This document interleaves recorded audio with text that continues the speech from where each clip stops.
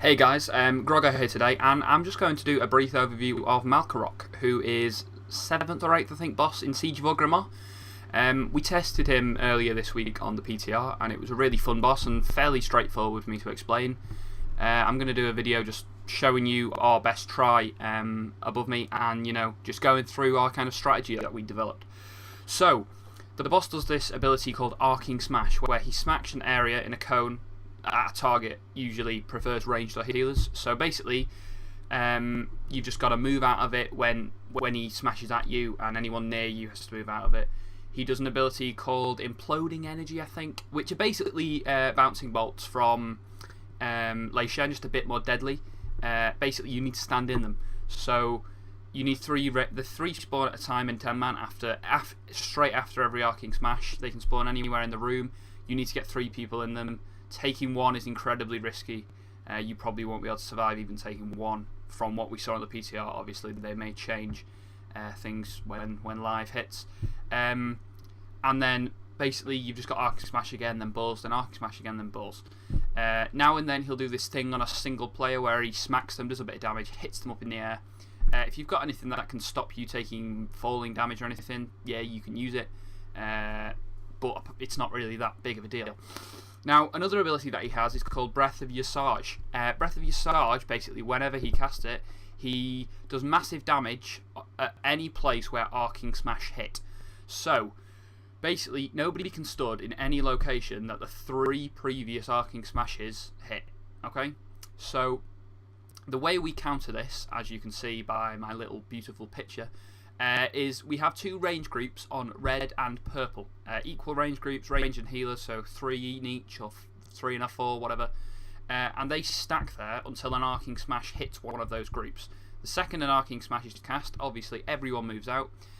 The ranged and the healers in your group need to spread out equally around the platform. So we put 1 ranged on blue, 1 ranged on green, 1 staying on purple and red, and then 2 or 3 in between colours, depending on where you needed the extra help.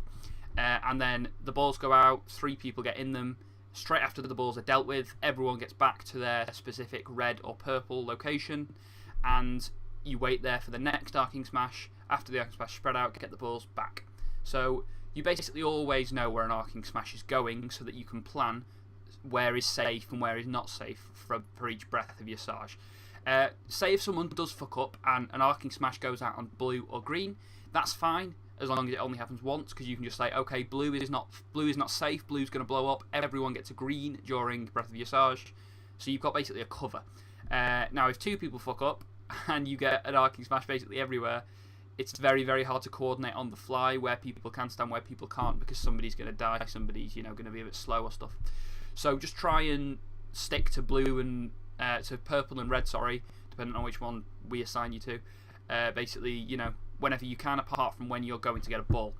Now, you'll get 3 Arcing Smashes, 3 ball sets, so that's 9 balls altogether, then a Breath of Visage, then you get another 3 of each, then you get another Breath of Visage. After the second Breath of Visage, he goes into Blood Rage, which is his other phase. And basically, he stacks in the middle, you need to stack in front of him, and he does massive cleaves, which split the damage. So basically, stack everyone on. The only other difference in this phase is people get a debuff.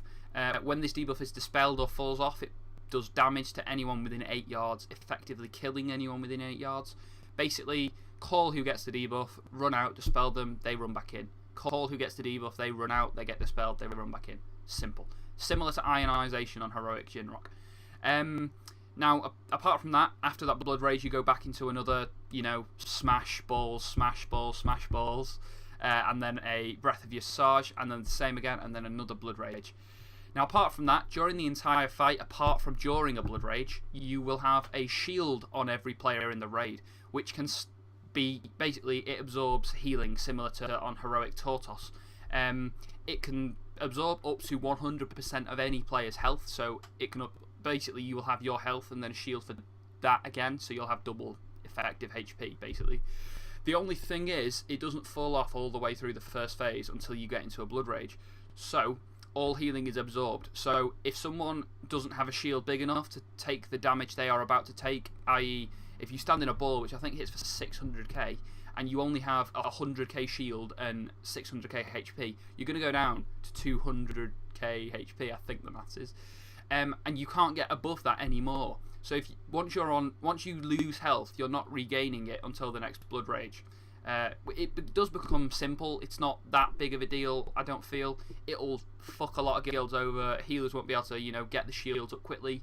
I think we tried using Hymn of Hope and maybe a few, burst healing cooldowns at the start to get everyone up full shielded. And that's a bit interesting, but I feel like people will just get very, very used to it very quickly. It won't be that big of a deal.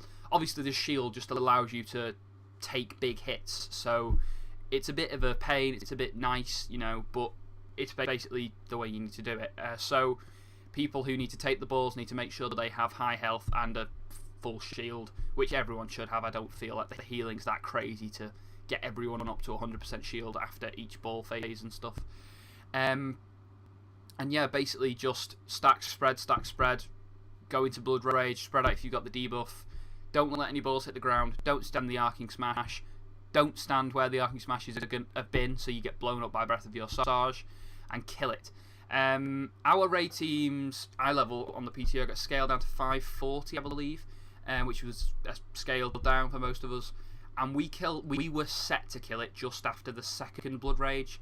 I imagine most averagely geared normal guilds, maybe Burgeon on Heroics, will probably take 3. If you're on about 3, 530, 525 item level, fully heroic guilds will probably do it in 2 quite easily.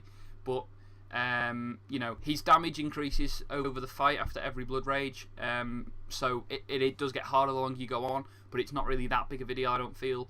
I'd probably advise Bloodlusting at the start just to time it with trinket procs and cooldowns and pre-pots and things like that. It doesn't seem like that hard of a fight. I hope everyone kills it first week, because it really doesn't seem tricky, and it is fun. It is really, really fun. Once you've got a coordinated raid team and you've got coordination of where people are standing, where people are getting balls, where we're going to blow up with Breath of Your Sarge, it becomes fairly straightforward and really, really fun. So I hope you've enjoyed this guide. If you've got any questions about the encounter, please put a comment and I'll try to answer anyone that wants to know anything more about the encounter. Thank you very much for watching, and I'll see you soon.